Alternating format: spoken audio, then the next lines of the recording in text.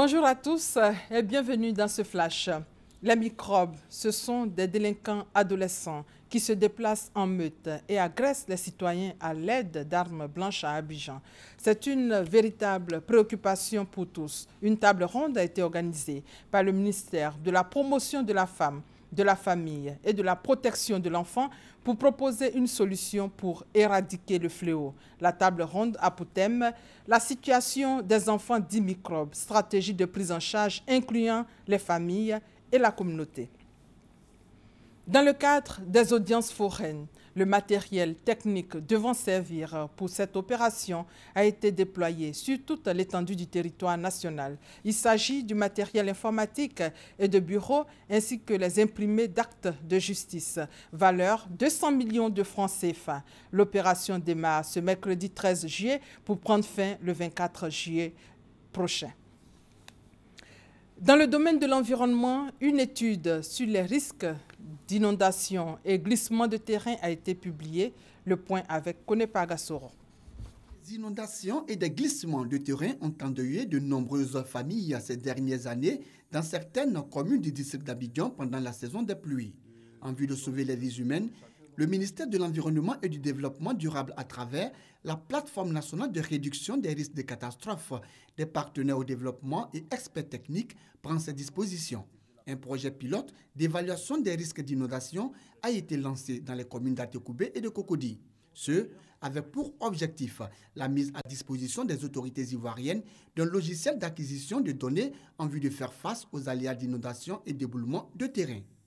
Pour les risques d'inondation et de mouvements de terrain, notamment les glissements de terrain et les éboulements, on a choisi les deux communes, Atekoubé et puis donc Cocody. Aujourd'hui, ce qu'on revoit sur ces deux zones-là, c'est de voir de quelle manière, si nous avons demain de fortes pluies, et nous avons des inondations, de quelle manière est-ce que ces zones-là sont affectées. Non seulement comment est-ce que la population est affectée, mais la perte économique. Selon les spécialistes et experts techniques en prévention des catastrophes, ce projet vise à aider les décideurs ivoiriens dans la mise en place d'une réflexion globale et la prise en compte des risques naturels dans l'aménagement du territoire ainsi que dans la gestion des crises en lien avec la protection civile. Un projet qui, selon les initiateurs, pourrait s'étendre à tous les districts d'Abidjan à hauteur de 2 milliards de francs CFA et à toute la Côte d'Ivoire à hauteur de 4,5 milliards ou 6,5 milliards de francs CFA. Dans le domaine de l'éducation nationale, les résultats du BEPC sont connus depuis hier. Le taux de réussite de la session 2016 est de plus de 59,11% contre 58,11% en 2015. Aujourd'hui, troisième jour du bac, les élèves sont en ce moment face à leur copie.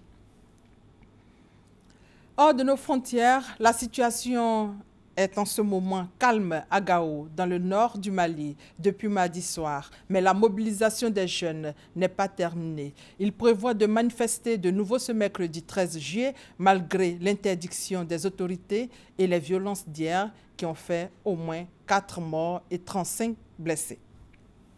La délégation de Bujumbura a boudé mardi la cérémonie officielle marquant la reprise des pourparlers interburundais à Arusha sur l'avenir d'un pays secoué par des violences depuis plus d'1 an, depuis justement l'annonce du 3e mandat du président Pierre Nkurunziza en Tanzanie.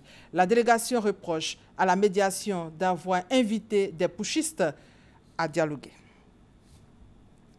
Au Soudan du Sud, bien que le cessez-le-feu décrété lundi par le président de la République et son rival Riek Machar ait été respecté mardi dans la capitale, après 4 jours de violents combats, les tensions persistent entre les deux camps. Et pour terminer, au moins 25 personnes ont été tuées et plusieurs dizaines d'autres blessées dans la collision de 2 trains dans le sud de l'Italie. Une collision frontale entre 2 convois composés de 4 voitures qui se trouvaient sur la même ligne ferroviaire locale à l'un des rares endroits où il n'y a pas de double voie.